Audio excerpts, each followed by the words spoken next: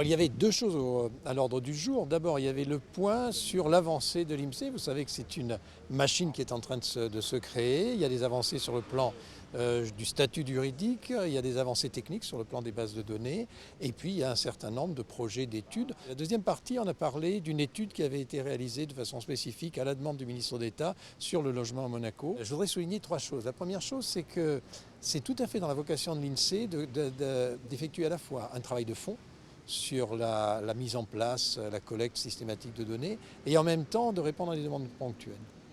La deuxième chose, c'est que le rôle de l'INSEE, c'est de fournir des informations qui permettent une meilleure définition, une meilleure exécution des politiques publiques. Et je trouve que l'étude sur le logement est un parfait exemple parce qu'elle fait exactement ça. Et la troisième chose, c'est que cette étude dégage un certain nombre d'évolutions qu'il est nécessaire d'appréhender pour une étude sur le logement, mais qui ont un intérêt complètement général. Par exemple, l'INSEE a beaucoup investi sur l'évolution démographique de la population monégasque et sur des projections.